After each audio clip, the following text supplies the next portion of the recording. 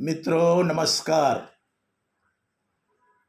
गेल्या 1 ऑगस्ट 2024 रोजी सर्वोच्च न्यायालयाच्या 7 न्यायमूर्तीच्या खंडपीठाने आरक्षणाबाबतचा दिलेला निकाल प्रसिद्ध झाल्याने संपूर्ण देशभर संभ्रम पैदा झालेला आहे.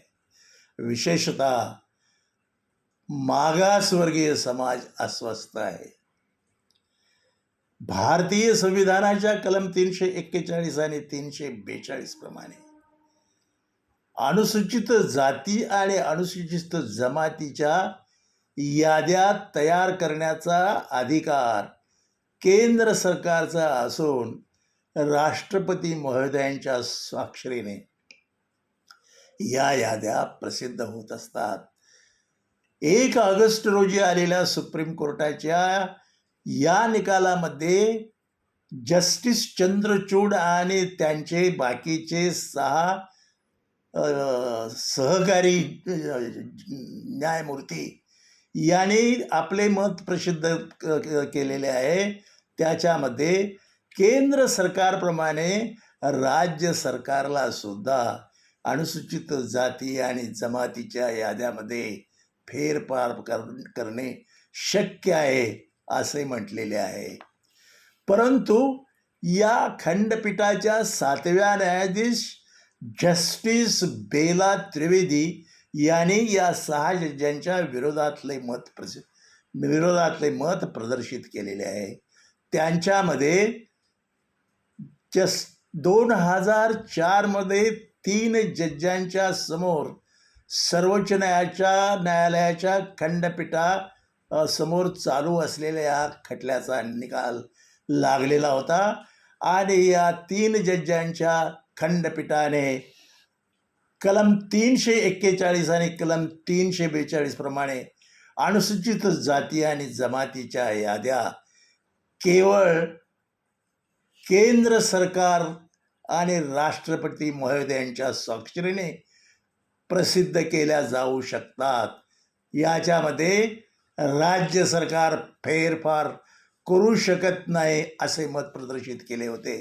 ते मत जस्टिस बेला त्रिवेदी यांनी ग्राह्य मानून हा विषय यानंतर 5 जजांच्या पुढे आणि आता 7 जजांच्या पुढे येण्याची आवश्यकता नव्हती.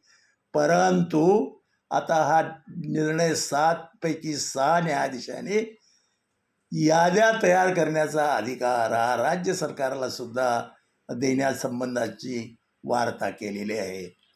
यानंतर दुसरा महत्त्वाचा मुद्दा याच्यामध्ये नमूद करण्यात आलेला आहे, त्याची चर्चा करण्यात आलेली आहे, तो म्हणजे अनुसूचित जाती आणि जमातीला सुद्धा क्रिमिलेअरचं तत्त्व लागू केलं पाहिजे. क्रिमिलेअरचे तत्त्व लागू केल्यानंतर हे पाहणं आवश्यक आहे की पित्यास आरक्षणाचा फायदा झाल्यानंतर त्या कुटुंबाची आर्थिक परिस्थिती सुधारण्यास मदत होते आणि त्यानंतर पुत्रास आरक्षणाची गरज भासणार नाही. म्हणजे केवळ एकाच पिढीला आरक्षणाचा फायदा द्यावा अशा पद्धतीचं मत प्रदर्शित केलेलं आहे. परंतु हजारो वर्षे सामाजिक न्यायापासून वंचित असलेल्या या समाजाला हे आरक्षण किती काळासाठी चालू ठेवावे याच्या संदर्भाची निश्चिती देशाच्या लोकसभेमध्ये केली जाते आणि भारतीय संविधानानुसार अशा प्रकारचा ठराव लोकसभेत आणला जातो. अटल बिहारी वाजपेयी यांच्या नेतृत्वाखालील सरकारने अशा प्रकारचा ठराव आणला आणि लोकसभेमध्ये 30 वर्षापर्यंत आरक्षण कंटिन्यू करावे अशा प्रकारचा ठराव पास झालेला आहे. सुप्रीम कोर्टाला याबाबत ज्युरिस्डिक्शन नाही. दुसरा महत्त्वाचा प्रश्न या निर्णयामध्ये चर्चेला गेलेला आहे तो आपल्यासमोर मी ठेवू इच्छितो. या निकालामध्ये निकाल 565 पानाचा असल्यामुळं संपूर्ण उत्तरे मी आत्तापर्यंत वाचला नाही, परंतु त्याची जे ठराविक हायलाईट्स आहेत त्याच्यामध्ये त्यांनी 1 नंबरचा मुद्दा उपस्थित केला, तो म्हणजे राज्य सरकारला अनुसूचित जाती आणि जमातीच्या याद्या तयार करण्याचा अधिकार आहे. हा जो खटला होता, या खटल्यामध्ये अनुसूचित जातीच्या याद्या कुणी तयार कराव्या या संबंधीचा हा खटला नव्हता. या खटल्यामध्ये कोणत्याही पक्षानं अनुसूचित जातीच्या याद्या केंद्र सरकारने तयार कराव्या किंवा राज्य सरकारने कराव्यात या संदर्भामध्ये आपलं मत प्रदर्शित केलेलं नव्हतं. आणि मग अशी परिस्थिती असताना कायद्याच्या चौकटीत राहून न्यायमूर्ती महोदयाने याद्या प्रसिद्ध करण्याचा अधिकार हा राज्य सरकारला सुद्धा देण्याचं मान्य केलं. हे न्यायालयीन भाषेमध्ये त्याला ऑर्बिटा डिक्टम असे म्हणतात.